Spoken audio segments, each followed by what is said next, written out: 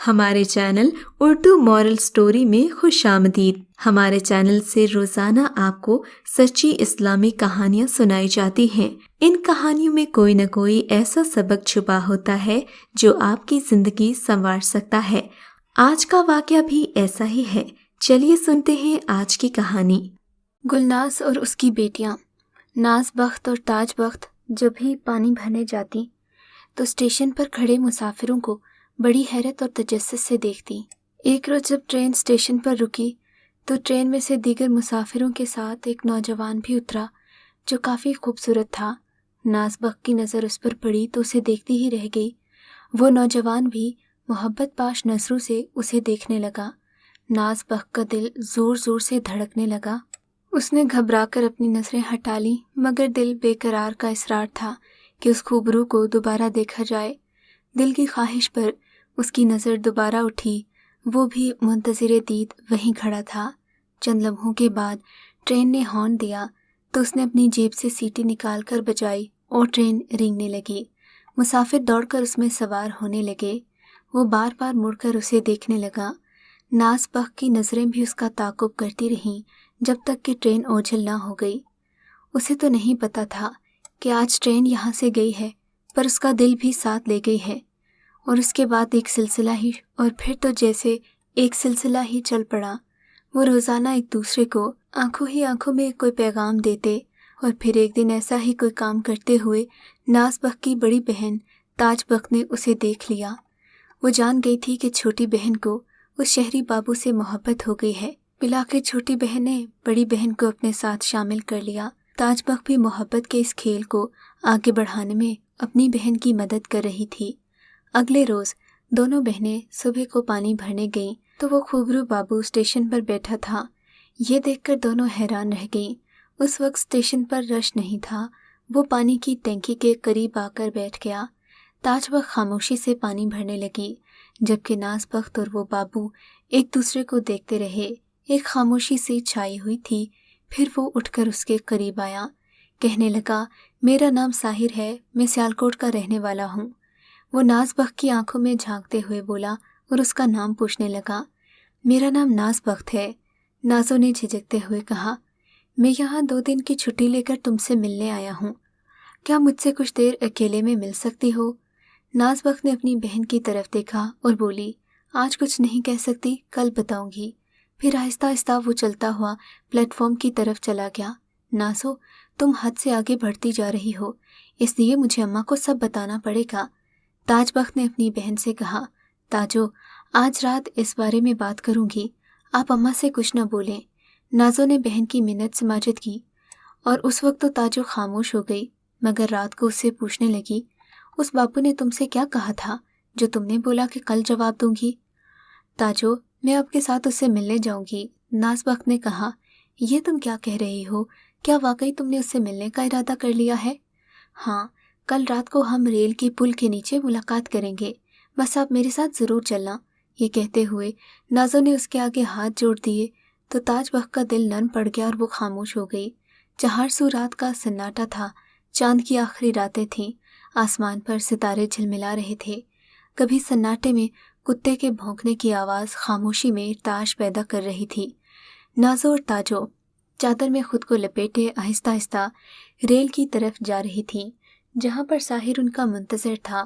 اس نے دور سے دونوں بہنوں کو دیکھا، چند قدم بڑھ کر ان کے قریب آیا اور پھر وہ تینوں پل کے نیچے بیٹھ گئے۔ کچھ دیر تک خاموشی چھائی رہی، پھر ساحل اور نازو ایک دوسرے سے محبت کا اظہار کرنے لگے، جینے مرنے کے وعدے ہونے لگے۔ تاجو خاموش بیٹھی ان کی باتیں سن رہی تھی۔ وہ اپنی بہن کی خوشی کے لیے ساحل سے کہنے لگی کہ کبھی اسے محبت کے سفر میں تنہا نہ چھوڑنا۔ ساحر نے اپنی محبت کا یقین دلایا، اور پھر جب وہ دونوں مطمئن ہو گئیں تو واپس اپنے گھر کو چلی گئیں۔ اب تو نازو کی نیندیں اڑ چکی تھیں، اس کا بس نہ چلتا تھا کہ وہ اڑ کر اس شہری بابو کے پاس چلی جائے۔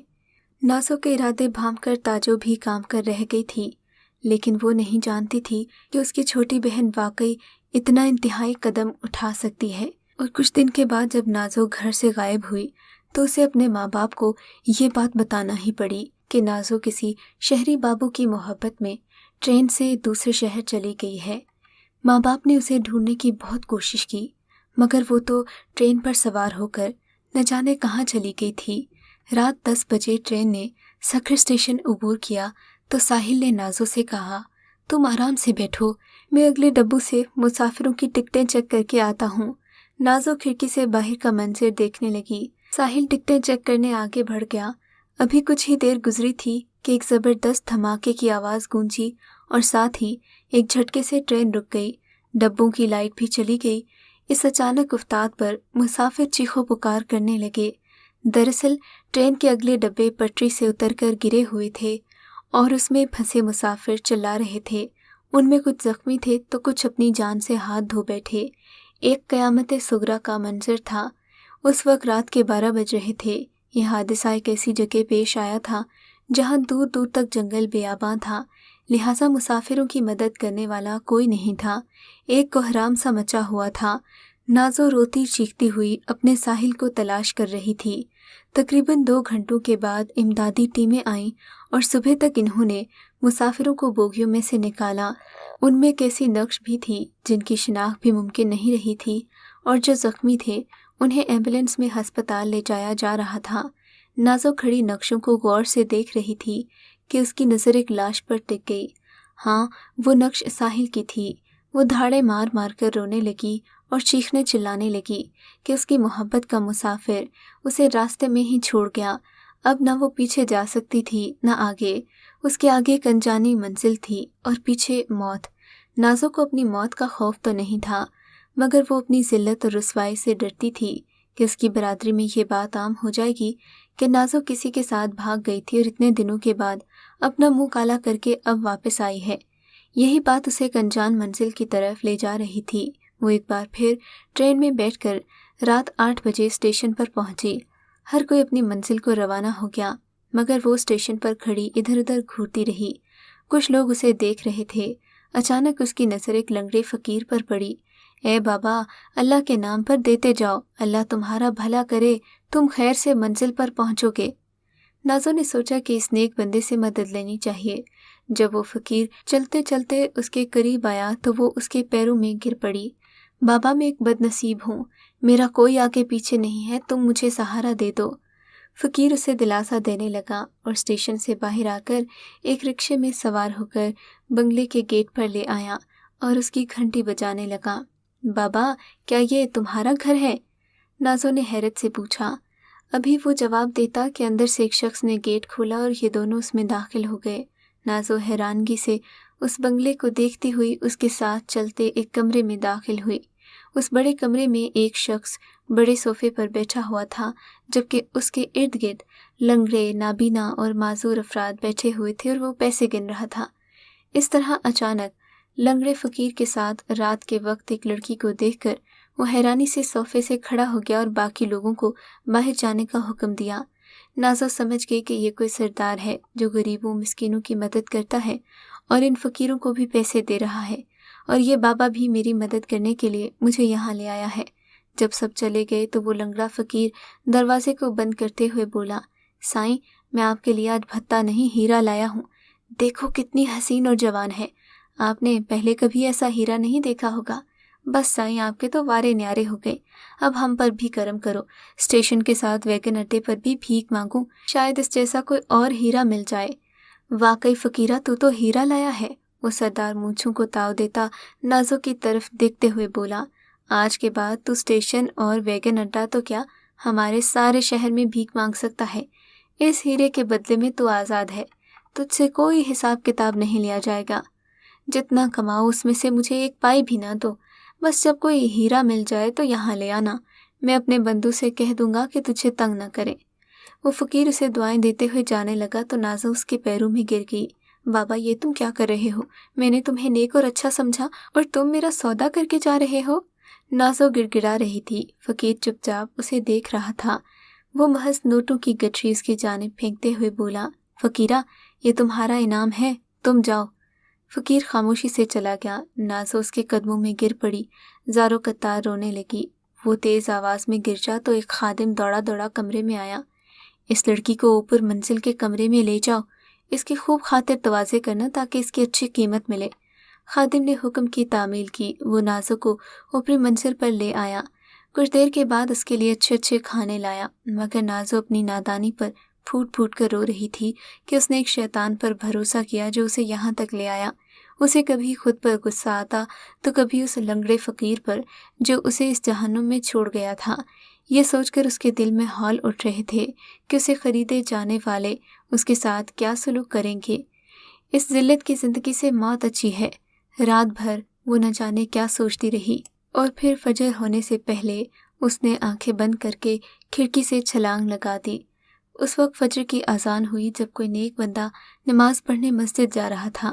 اچانک اس کی نظر نازو پر پڑی جو بے ہوش پڑی ہوئی تھی۔ اس نے اسے ہسپتال پہنچایا۔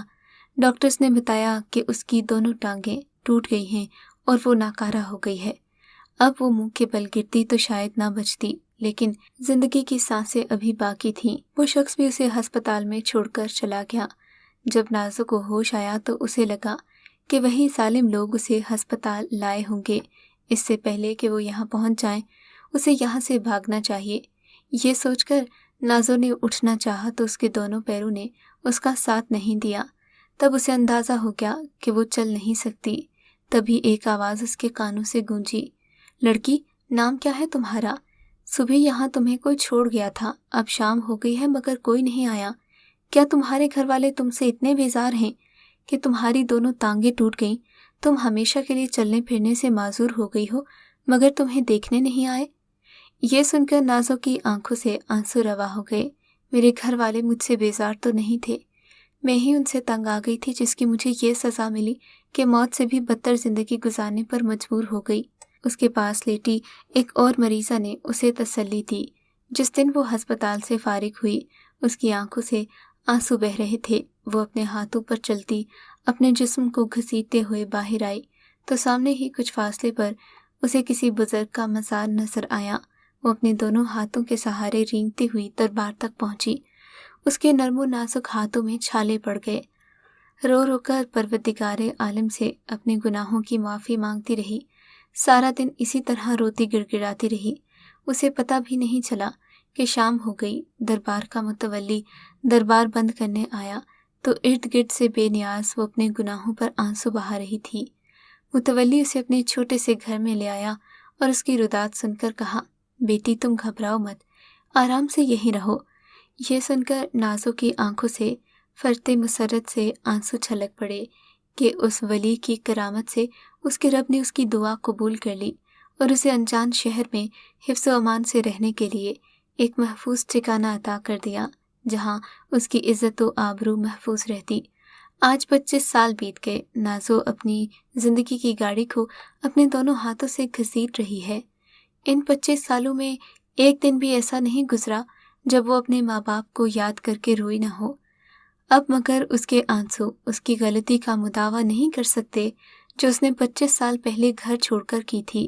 وہ اچھی طرح جانتی ہے کہ اس طرح مرتے دم تک وہ پچھتاوے کی آگ میں جلتی رہے گی۔